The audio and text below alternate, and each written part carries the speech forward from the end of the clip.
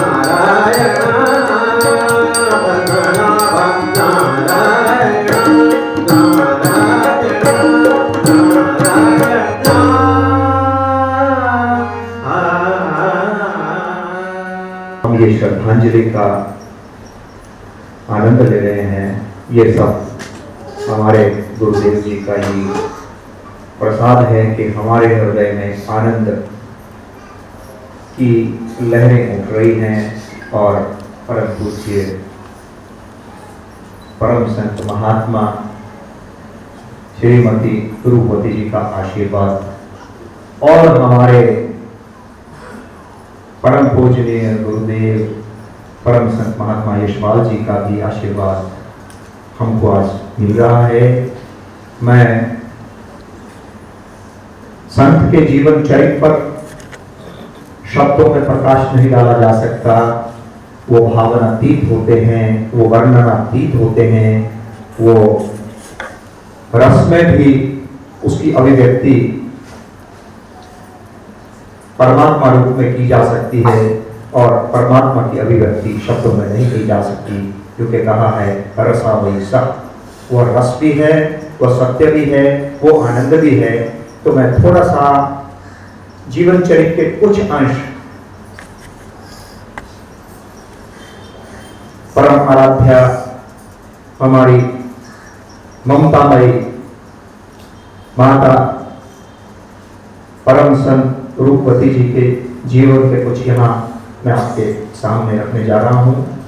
तो मैं चरणों में प्रणाम करते हुए परम संत श्रीमती रूपवती देवी जी, धर्मपत्नी महात्मा श्री यशपाल जी महाराज, संस्थापक अखिल भारतीय संत मत सत्संग का जन्म 10 जनवरी 1922 को ग्राम बिजौरा, तहसील हसनपुर, जिला अमरोहा, जिसको उस समय मुरादाबाद कहते थे, उत्तर प्रदेश में हुआ। बचपन में ही आपके पिताश्री रामचंद्र जी के देहावसान हो जाने से सारा पालन पोषण आपकी संत हृदया माता श्रीमती जयदेवी जी के द्वारा हुआ। आपको 1948 में महात्मा श्री ब्रिजमोहन लाल जी से उपदेश व 1949 में पूर्ण दीक्षा यानी वैद प्राप्त हुई। आप बहुत ही धीरे और बहुत कम बोलती थी, परंतु जो भी बोलती थी वह सरल, ओज, तेज से युक्त, सारगर्भित तथा आध्यात्मिक अर्थों से परिपूर्ण होता था। साधारण गृहिणी की तरह बच्चों के पालन पोषण के साथ अत्यंत व्यस्त जिंदगी में इतनी महान संत कैसे हो सकती हैं, इसका रहस्य उद्घाटन आपके पूज्य सदगुरुदेव के द्वारा इन शब्दों में हुआ। आप इन्हें क्या समझते हैं? बड़ी बड़ी मंजिलें जो अच्छे अच्छे योगियों को भी दुर्लभ हैं, इन्होंने सहज में ही पार कर ली है। पूर्ण ब्रह्म ज्ञानी है पर जुबान नहीं है। यही आपके जीवन की आध्यात्मिक उपलब्धियों का मानदंड है, मापदंड है। आपका हृदय इतना पवित्र था कि आपको 1949 में ही श्री भगवान राम, श्री राम के साक्षात दर्शन हुए। जीवन पर्यंत आप सुबह से रात तक आए सभी सत्संगी भाई बहनों की सेवा में तल्लीन रहती, श्रद्धालुओं के लिए भोजन तैयार करती, उन्हें स्नेहपूर्वक खिलाती तथा उनकी समस्याओं का समाधान करती। जब भी आपकी सेवाओं की चर्चा होती तो आप मृदुल भाषी में फरमाती, मृदुल वाणी में फरमाती थी, मैं तो प्रसाद समझकर भोजन बनाती हूँ और प्रसाद समझकर भोजन कराती हूँ। ये तो आप सबका प्रेम है जो इसे प्रसाद समझकर ग्रहण करते हैं। आपकी सत्संग की अनुपम सेवाओं से मुक्त होकर महात्मा श्री यशपाल जी महाराज फरमाते थे, ये पूज्य माता जी इस सेवक से किसी प्रकार की कम नहीं है। आप प्राय कहा करती थी कि सत्संग अवश्य करते कराते रहना चाहिए, दुनिया में इससे बढ़कर कोई चीज नहीं है।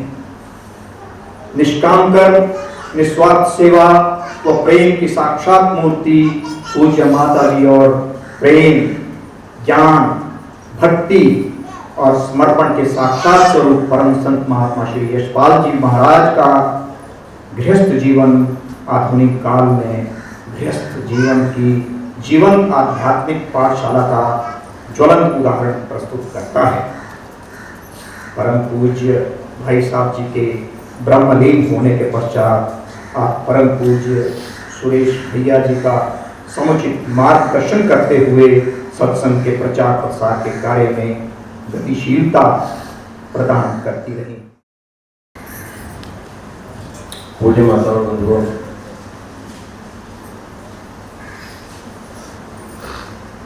बहुत सुंदर कार्यक्रम श्रद्धांजलि का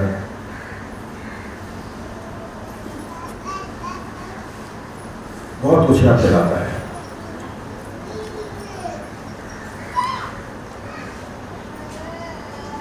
हमारा रास्ता ग्रस्त का रास्ता है और हमारे महाराज जी ने और पूज्य माता जी ने एक उदाहरण प्रस्तुत किया कि संसार में कैसे रहा जाए और संसार में रहते हुए वो स्थिति प्राप्त की जा सकती है जो अच्छे अच्छे योगियों को प्राप्त नहीं होती। योगियों को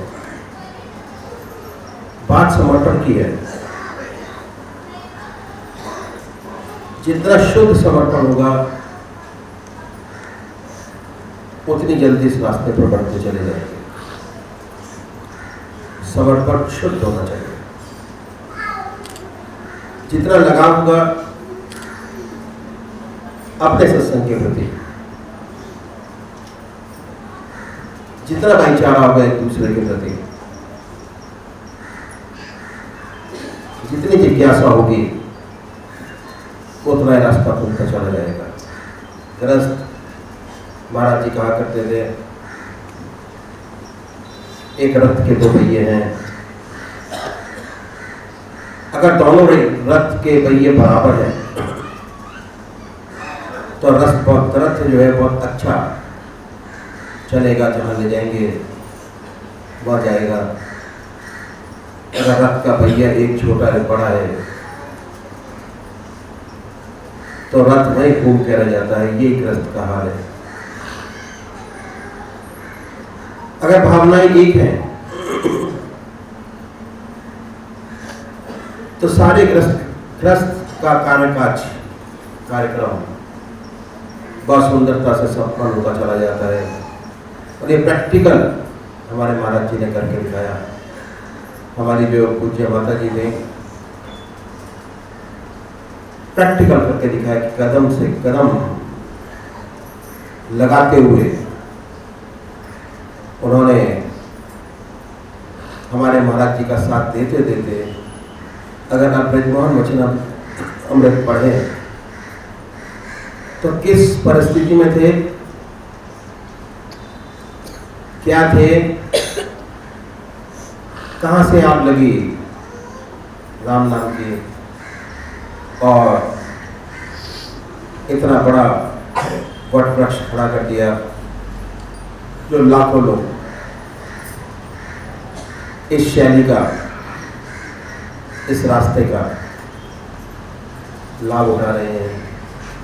और अगर सच्चे तरीके से, सच्ची भावना से लगे तो ग्रस्त इतना सुंदर हो सकता है,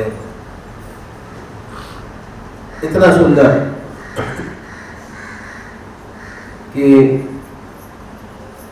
आप भी दंग रह जाएंगे कि किस तरीके से ग्रस्त के अंदर सारी चीजें चलते हुए अपना जीवन यापन परमात्मा की प्राप्ति की तरफ बढ़ाते हुए कर पाएंगे। परमात्मा तू ही है, मेरी इच्छा हो।